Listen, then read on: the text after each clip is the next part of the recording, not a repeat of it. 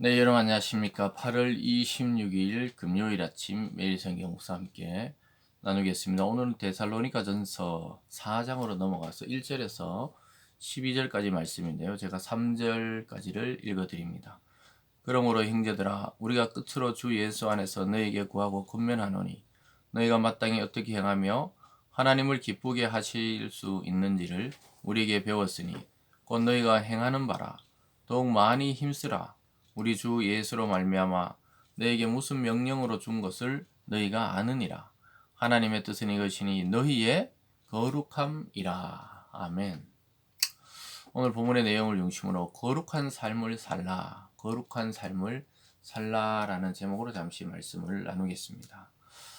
사도 바울은 데살로니가 교인들의 그 신앙에 칭찬하고 또 기뻐하며 감사의 기도를 올리고 나서 그렇기 때문에 앞으로 어떻게 해야 되는지를 주의를 주고 있습니다. 그것은 바로 데살로니가 지역은 이방인들이 살던 지역입니다.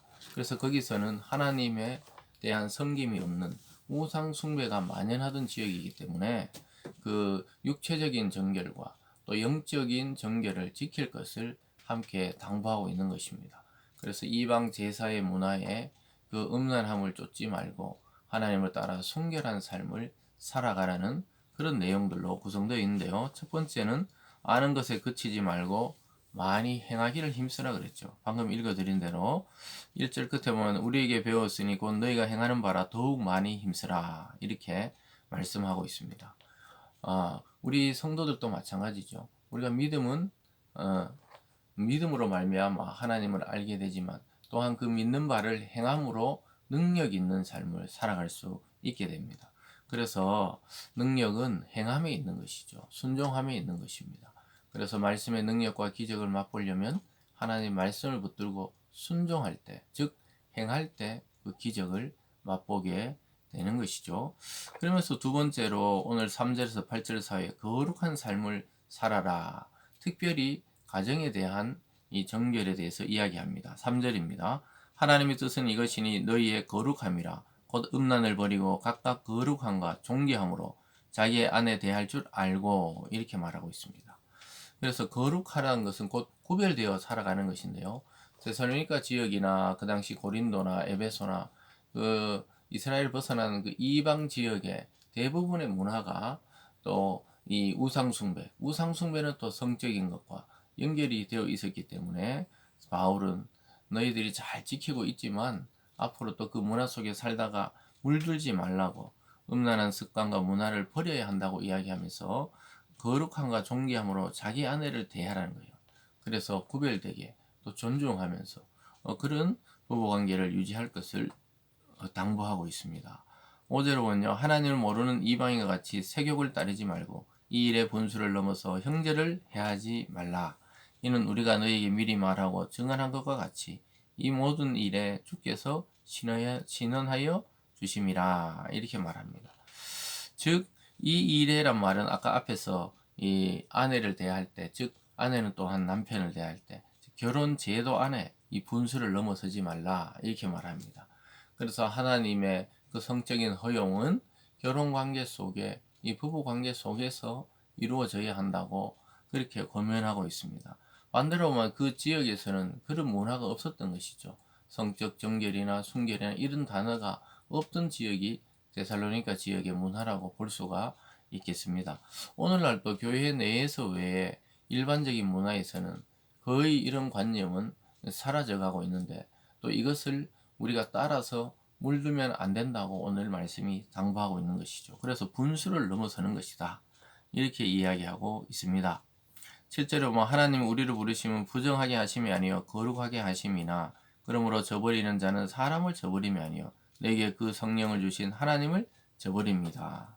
즉 부부의 그 가정을 깨뜨리고 또 부부 관계를 깨뜨리고 그 분수를 넘어선다는 것은 하나님을 저버리는 행동이고 하나님 주신 성령의 전인 몸을 더럽히는 일이라고 이야기하고 있습니다. 그래서 거룩한 삶은 그 이방의 문화에서부터 벗어나는 겁니다. 우리들도 마찬가지죠. 예수 믿기 전에 그러한 습관과 또 문화적인 그 행동 이런 것에 있어서 벗어나서 새로운 하나님의 문화, 하나님의 말씀에 따른 삶을 살아가는 것이 거룩한 삶이라 볼 수 있겠습니다. 또 마지막으로 당부하는 것은 사랑하라고 이야기합니다. 9절입니다. 형제 사랑에 관하여는 너희의 쓸 것이 없음은 너희들 자신이 하나님의 가르치심을 받아 서로 사랑함이라.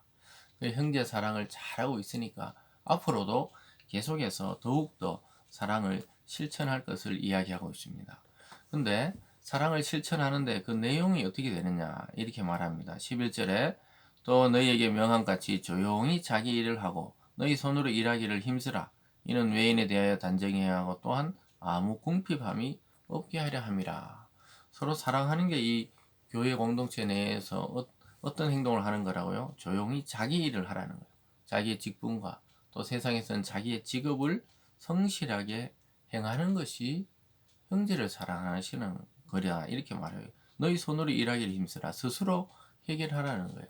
경제적인 문제, 재정적인 문제, 아주 특별한 상황이 아니면 본인의 힘으로 본인의 능력껏 자기가 일을 해가면서 서로 짐이 되지 않기를 당부하고 있는 것이죠. 그러면서 이같이 하는 것이 외인에게는, 즉 믿지 않는 자에게는 우리 그리스도인의 모범을 보이는 것이고 또한 궁핍하지 않게 된다는 거예요. 하나님을 경외하는 자가 이 세상의 일도 성실히 행할 때 하나님 그에 합당한 복을 주고 재정을 주고 또 풍족하게 누리게 하시겠다고 이야기하고 있습니다. 사랑하는 여러분, 오늘 이 세 가지를 기억하십시오. 말씀을 더 많이 아는 것도 중요하지만 우리가 행하는 것에 힘써야 하고요. 또한 두 번째는 거룩한 삶, 구별된 삶을 통해 가정과 교회와 또 사회의 질서를 지켜나가야 되고 또 서로 사랑함으로 자기 일을 성실하게 해나감으로 짐이 되지 않는 삶을 살아나가라고 말씀하고 있습니다. 오늘 하루도 성령의 거룩한 전인 우리 자신과 우리의 삶에 정결함이 있기를 주님의 이름으로 축원합니다. 기도하겠습니다. 사랑의 하나님 아버지, 데살로니가 교인들의 그 신앙을 칭찬하며 또 마지막 당부의 말처럼 바울은 거룩함에 힘쓰라고 이야기하고 또한 단정히 자기 일을 행함으로 서로 사랑하라고 이야기하고 있습니다. 하나님, 오늘날 이 세상의 많은 문화들에 우리가 휩쓸려 가는 것이 아니라 성경적인 삶과 사고와 또 그러한 철학을 가지고 또 주님을 따르는 자로 세상 앞에서도 단정히 살아나갈 수 있는 우리들 되게 하여 주시옵소서. 감사드리며 예수님 이름으로 기도드리옵나이다. 아멘.